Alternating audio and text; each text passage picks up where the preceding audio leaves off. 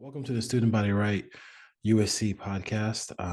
Just wanted to first, before we start the show, thoughts, prayers, and everything goes out to the family of Damar Hamlin, um, the defensive back for the Buffalo Bills, who scary scene in Cincinnati last night. Really scary. So hopefully, his family. I don't have to describe it because we all saw what happened. It's a reminder of life being bigger than sports. A reminder that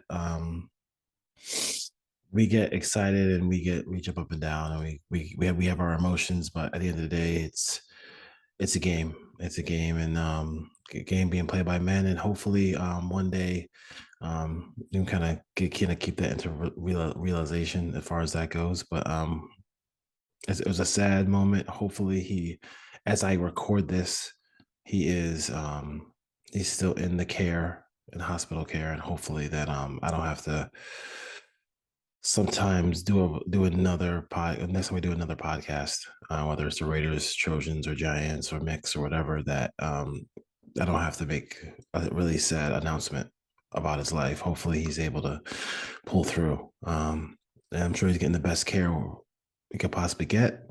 And thoughts and prayers to the Hamlin and the Hamlin family. So with that, we're gonna start the show. Welcome to the Put On Waivers Media Group, home of the Put On Raiders podcast and the Student Body Right podcast.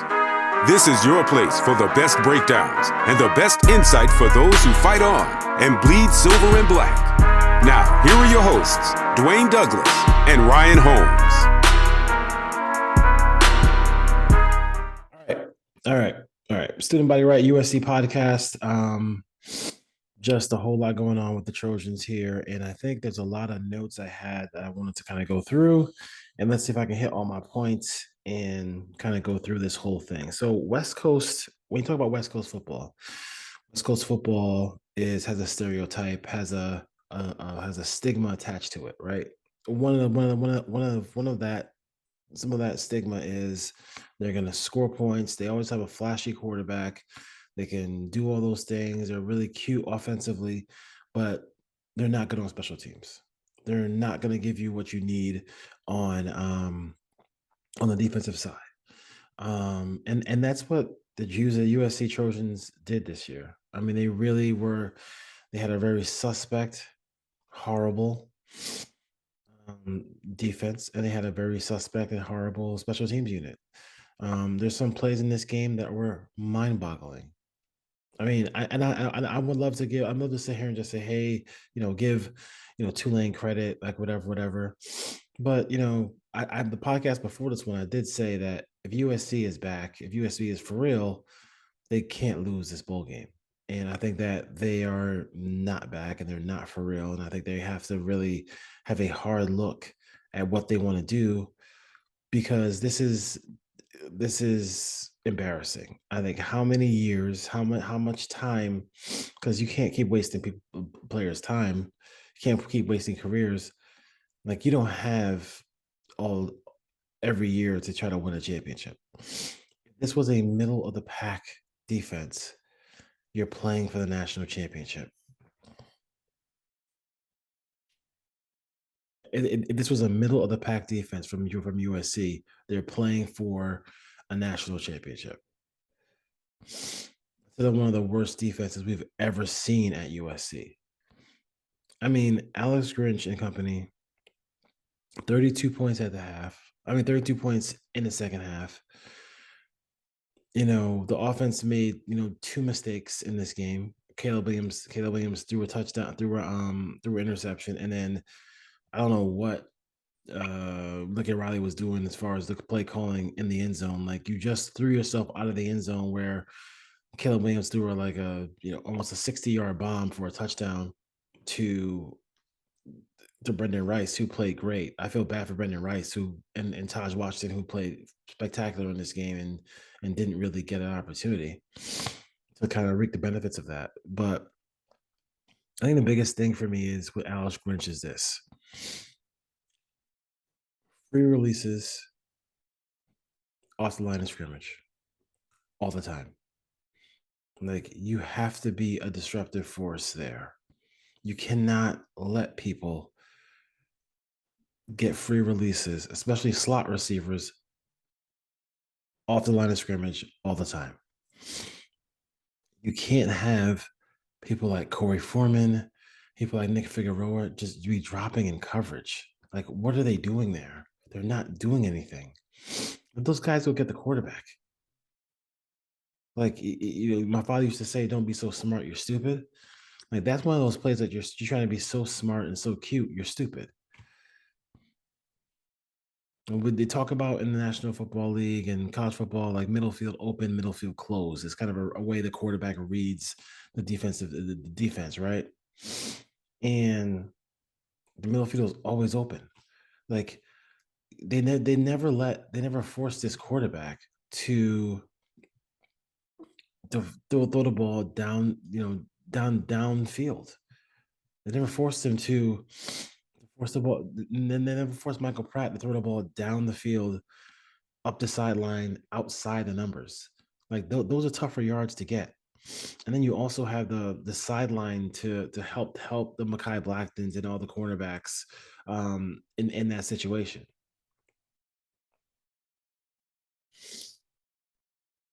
8 completions, 234 yards, 8 completions. And then you let Tajay Spear. I mean, you do nothing with Tajay Spear because he has 17 carries for 4 touchdowns. He has four touchdowns and 205 yards. Like, where was the scouting report? Where did they think the ball was going? This is a pretty good Tulane team. They're solid, but you know where the ball is going. The quarterback either is going to scramble or they're going to run the ball with the running back. I never saw a bunch of people on the line of scrimmage to force the ball, to force his hand.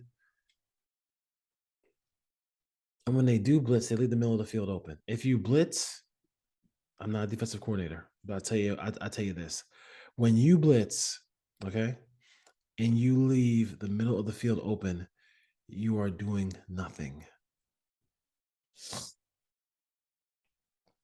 When you blitz and you leave the middle of the field open, you're doing nothing. You have to take that away. That's the first. I mean, it's right in front of him. So he snaps the ball. He has the ball in his hand. It's the play is right in front of him. Oh, the tight end is over. The tight end, my check down is over. Is open. Oh, the slant is open. The post is open. I can just throw that before the defensive blitzer can get there. I mean, Thule tried to save this game at the end, but you're sitting there rushing. I mean, you're rushing four, rushing three. Like if you're not rushing four or more, I don't want it. You can't be a defensive coordinator in this level. Like I don't care what the situation is. Rushing three is illegal as a defensive coordinator in my mind. You cannot do that. So they don't tackle. They leave the middle of the field wide open. He doesn't blitz a lot. He doesn't apply pressure. They got the one turnover where they thought they might have saved the game. Makai Blackton's last game at USC, he forces a turnover of Spears. Really great play by him. But I mean, what else can you like? How like this is a game where you're selling yourself all the time, right? You're selling yourself to somebody all the time. Like you're basically not a I wouldn't say as bad as a car salesman, but you're selling yourself all the time. You're selling USC and you're selling defense. Okay, you're selling defense to these recruits, these guys in the transfer portal, all this stuff. Like, this whole mantra that they have, and I think it's a correct mantra that they have, is that they don't want people coming to USC for NIL or stuff like that. They want them to come because they want to be Trojans. Part of being Trojan tradition is these good Trojan teams of the past have had really good defensive players on it. People are coming out west in droves right now. Oregon State just got a quarterback transfer. Like, I mean, you got Deion Sanders, scooping up all these players in the transfer portal left and right. Like and they're big defensive players too, like big defensive linemen that USC is struggling to get. The offensive line, Caleb Williams didn't get sacked once, and he was a little bit, how can I say, a little bit, because you could tell he was favoring that leg a little bit with the hamstring, but he was brilliant today. 37 to 52 should have been better because he had some drops, and Mario Williams, I'm not sure.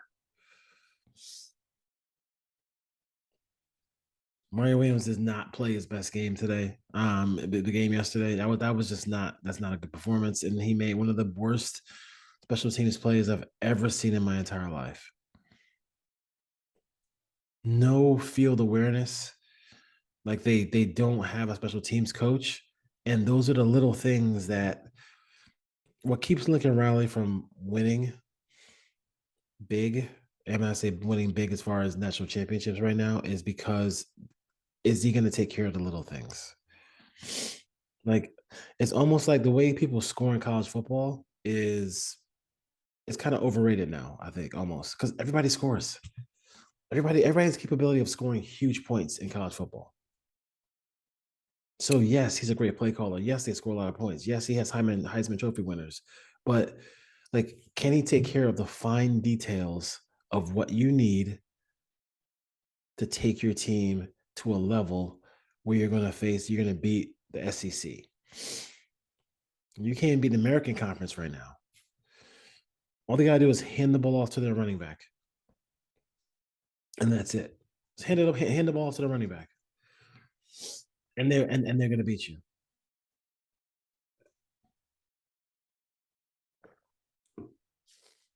You can't keep wasting brilliance, and USC is wasting brilliance.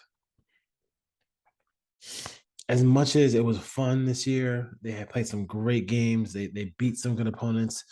The fact that this defense could not even this coordinator is so bad that he can, and this defense is so bad. Why not just play at the simplest possible defense you possibly can play? Play two deep safe. When you get a lead in that game by two scores, just four down linemen. They rush. And and then just play jam the line, jam the receivers at the line of scrimmage and play two deep safety.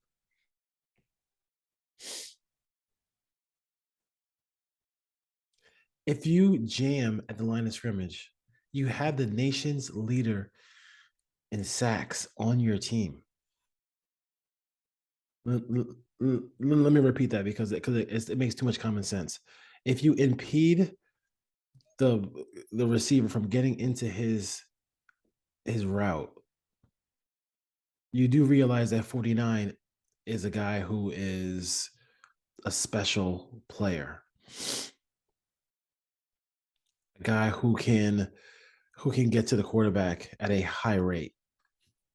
But if you rush four and you don't, and you give up the middle of the field immediately, and he can get rid of the ball in 1.2, 1.5 seconds, then it's irrelevant. The whole thing is just irrelevant. Having him on the team, like Thule should have had way more. Thule really could have had more sacks. The team could have had more sacks. The team could have had more tackles for loss. Maybe had more turnovers if they actually were able to be smart enough to blitz and develop blitzes and attack, not even just blitz, because you don't want to blind blitz, but you have to attack people's protections. Like you get all 22. You get all 22 that you can want. Like where was the breakdown? It seems like he's just a guy who plays his defense and that's it. There's a lot of defensive coordinators in college football, guys who are available to coach defense who would say, "Hey Lincoln, you're gonna score 40. All I gotta do is hold somebody between 25 and 30 points, and we're gonna win every game. I got your back. I'll figure it out. I'll figure it out."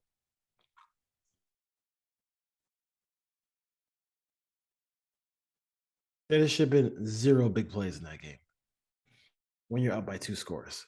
Once you go up by two scores, You rush five. I mean, like you rush four, and then you can just play two deep safety, both safeties being deep, and then jam at the line of scrimmage. Whoever is covering the slot receiver in this game, and I can't even knock. I think it was Max Williams. I can't even knock the player because his coach is telling him to play 11 yards off.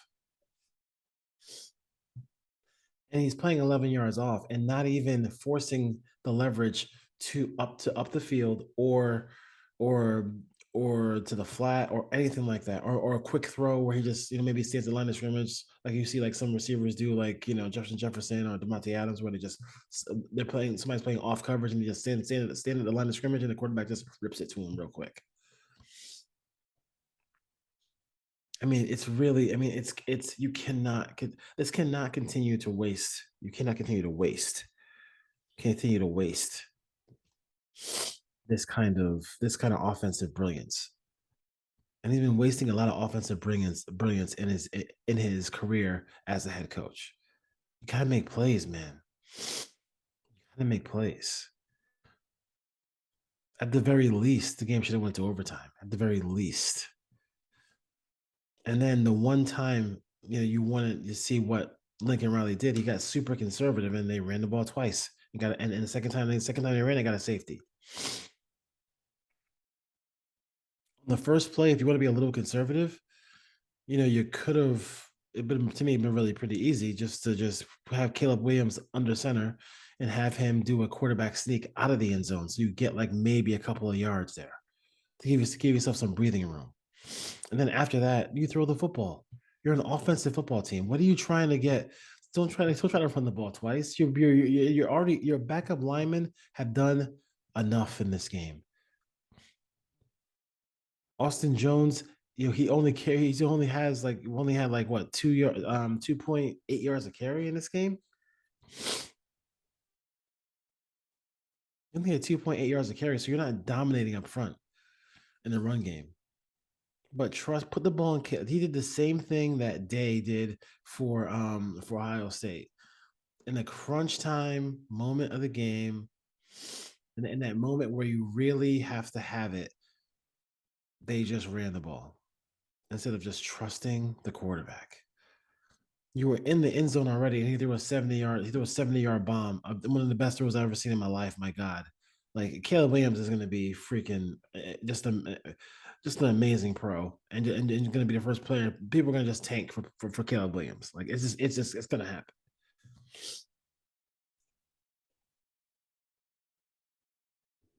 People are going to tank for Caleb Williams. But if you go to their social media, they have the really cute LA Snoop Dogg kind of video cut ups for all the people coming in next year. That's cool, man. That's really cool. That's gonna look real good. I mean, those look real good. They bring the parents involved because the parents probably grew up listening to Snoop Dogg. The kids grew up listening to Snoop Dogg. No, nothing personifies LA and everything and musical wise than Snoop and Dre and all the people and Ice Cube, people like that. But at the end of the day, like you gotta win. You gotta win. And you gotta make better decisions in crunch time than to run the ball a couple of times when you're not running the ball. It's a game. It's a feel. It's a feel you gotta have. You know, you have to be able to pass the ball there and make it and get a first down. You get a first down there, the game's over. And if you throw a pick, like the worst case scenario, if you throw a pick, it's okay because you're up 8. There is no three point play after a touchdown. So if you do get an interception or a fumble or something happens in that situation, as long as you have time with Caleb Williams with the football and there's a minute left, he'll get you where you need to go. Instead of calling half-pack dive. What are we doing?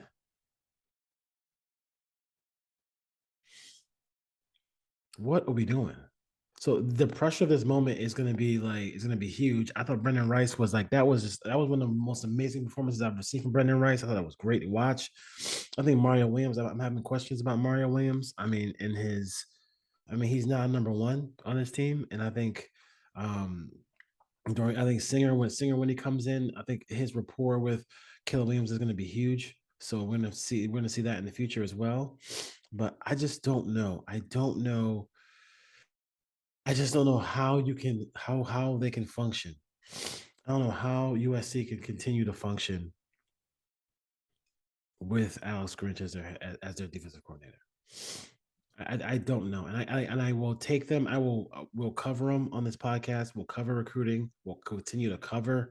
Um, we'll continue to cover everything with USC as we do all the time. Transfer portal, all that stuff. I'll have Evan Desai on the next episode to kind of talk about the recruits and kind of put a wrap on the Cotton Bowl as well. I'd love to hear his thoughts about it from Raina Troy.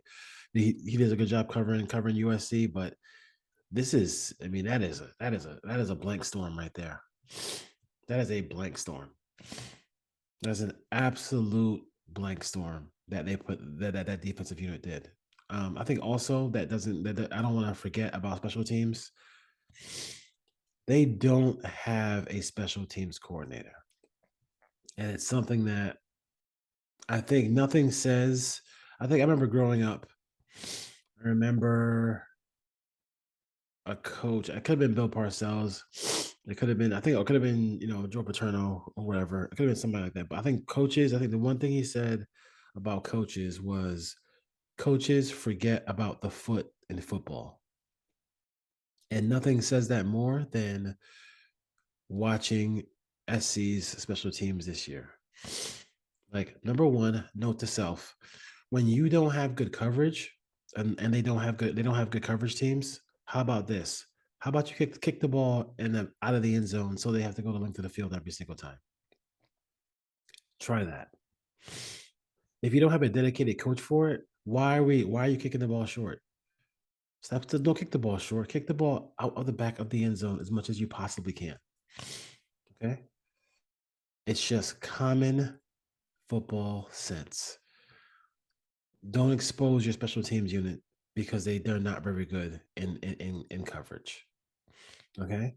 If you're gonna have Raleek Brown back there, that's fine. I don't have a problem with Raleek Brown back there. He is explosive.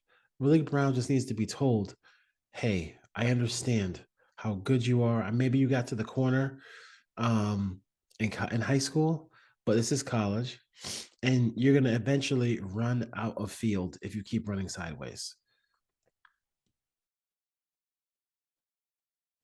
You're going to run out of field if you keep running sideways. You cannot keep running sideways and think that you're going to make a big play. Put your foot in the ground and let's go. All right. And like Mario Williams, I mean, that's a play that in high school, you're drifting, you're on a kickoff, not a punt.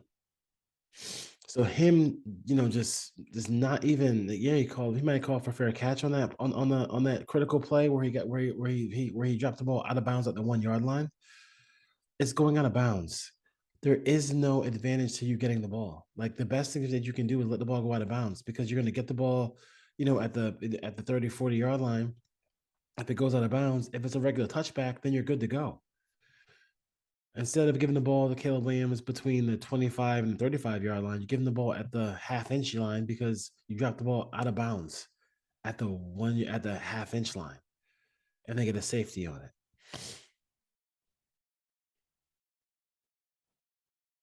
I mean, it's almost like it would have been better off if they just it would have been better off if they just if they just just ran the ball, quarterback sneak 3 times and wasted the clock than to do what they actually did.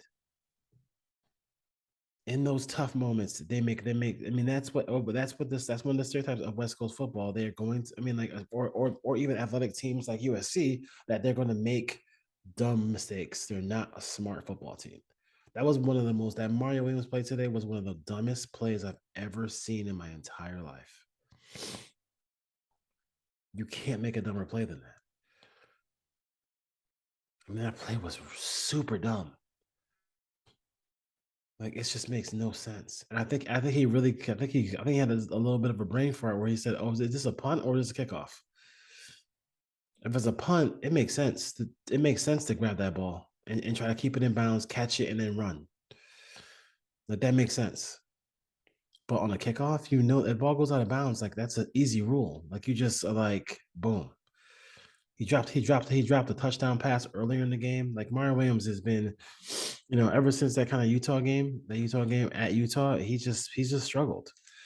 And he's really struggled and not been able to make all the plays that you need to do. But for Lincoln Riley, you have to. And I've been saying this. It's all about the little things when you're a head coach. It's all about the little things. I'm looking at these stats, and Jaquan Jackson, one catch for 87 yards and a touchdown. Deuce Watts, two catches, 83 yards.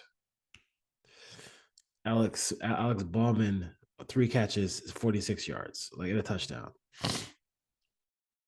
I mean, it's crazy, and look what they waste. I mean, you waste Brendan Rice, you waste Taj Washington, Taj Washington, who had a tough play in that game. It could have been a touchdown, but it wasn't. You just wasted some really great plays. I mean, Malik Brown had a great touchdown pass. I mean, excuse me, a great touchdown run, 39 yards for a touchdown on the inside zone play. You kind of waste these moments. It can't be this team. USC cannot be offense and forget about special teams. Can't be offense and forget about tackling. Can't be offense and leave middle field open on every single play. Can't be offense and then everybody gets a free release. I mean, everybody gets a free release. You get a catch. You get a catch. You get a catch. Like everybody gets a free release. Like that's crazy. Every single player gets a free release. Like that's not you can't do that for football. You can't do stuff like that. That's not football. That's not toughness. You can't sit there and be a defensive coordinator and say, I take away nothing. Like you like think about that for a second. Like Alex Grinch is a defensive coordinator who walks into you have to be a defensive coordinator who walks into the room after watching the film and say, okay, guys, we're gonna take this away this week. They like to pass the ball down the field outside of numbers. Well, we're taking that away. We're gonna force them to go somewhere else. I mean, what did they think Tulane was gonna do? Not hand the ball off to a guy who's everybody people are comparing to Alvin Kamara. That's where the ball's going. Obviously, no contain drills for Michael Pratt either. Like Michael Pratt was able to rush the ball 15 times for 100 and excuse me, I got a little bit of a sniffle, but Michael Pratt was able to go for 15 and 103. So 300 yards rushing.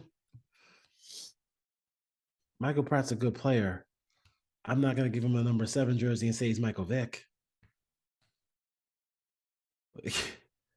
I mean, like, if you want to be for real, if you want to be back, if you want to start flexing like you're a big time team again, it's time to grow up and take care of the little things. I know you're gonna score, Lincoln. I know you're gonna score. You got Caleb Williams. He's brilliant. The guy is he's done everything, all the right things to become a great player at the collegiate level, and I think he'll be a great pro as well. But it's not until you clean up the little things where you see USC really catapult to the next level. I forgot who TCU was playing, but it was late in the year and they needed a field goal. So they ran the ball. I think they only had like 10 seconds to get their kicking team off the field and get their offense off the field. And they did that and kicked the game-winning field goal. That sequence was absolutely they did it quickly, did it fast. You could see that they practiced it over and over and over again. A lot of times coaches will at end of practice will will practice game ending um plays just to get just so we're just so that you're used to it, so you never know where you're going to use it, but when you use it you're ready to use it. Could USC do that?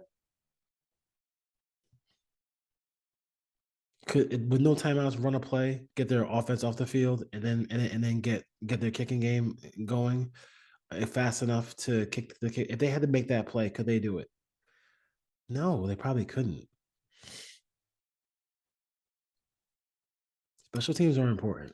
It's a part of the game, and nobody notices it until they do something like what Mario Williams did. Or you're trying for or 50-yard kick with Leary. Like, I mean, like what? All of a sudden he's Sebastian Janikowski. I mean, just pooch punt it in that moment. 50-yard field goal.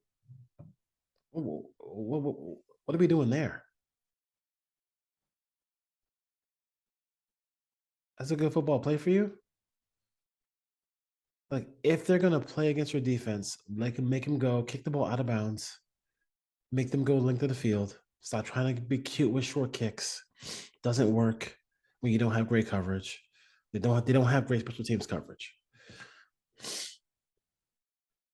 And that's why they lost this game, because of the little things. I mean, tackling isn't a little thing, I guess. It's a big thing. The simplest. It was like USC had 5 defenders and they had their 11 on some of these plays. I mean, that's not good football. And I'm glad I didn't do a show right after the game, because I would have, probably lost the show. But you have to, you at some point you have to understand that this is not, you don't have time. Whenever you think you have time, you don't have time. If USC had to play without Caleb Williams for 3 games next year, and they just needed the defense to just hold on for him and give him a chance, could they do it? You trust Alex Grinch in that moment? If they had to win a couple of games like 20-17 because the defense was hurt. I mean, because Caleb Williams got hurt. Not out for the season, but hurt for a couple of games. Could they do it? You got to build defense for a lot of reasons, but you also got to build defense because, like, Caleb should not have to score 50 to win. And I'm not trying to make it like a Caleb Williams thing, and not make it a whole USC thing, but that offensive unit should not have to, when they score 45, they should be laughing on the sidelines, maybe looking at some girls in the front row, stuff like that. Like, that's what they should be able to do when they score 45 points against a team from the American Conference. Not be sitting there looking at the sky like, what the hell's going on? Not to have to play perfect. Offense made 2 mistakes, actually 3 mistakes. Mario Williams dropped the pass. Mario for a touchdown. The other mistake, I think, obviously the safety, and then the interception. So 3 mistakes, 3 mistakes, and that cost you a game. Like, that can't be it, especially in a game where you have over. I mean, just the final total before I get out of here, the final total of yardage is just. I mean, they have 600. They had 600 yards of offense. They're giving up 10 yards of play against Tulane. 10 yards of play. Nobody's even asking them to be the 85 Bears. This defense. They just can't be what they are right now. They can't be that. All right, folks. Student Body Right, USC podcast. Dwayne Douglas here. We're gonna post this one, obviously, and again, another thoughts and prayers to DeMar Hamlin and his family. Hopefully hopefully he survives this and becomes. I'm not worried about the football player. I'm just worried about just being able to have that opportunity to be a father, a man, everything like that. Hopefully, he can get through this and can kind of as far as his life goes. I would say also, people are people are and people are inherently evil. So make sure if you're going to give to the Damar Hamlin, um, if you're going to give it to his charity because he does have a charity, just make sure it's actually his.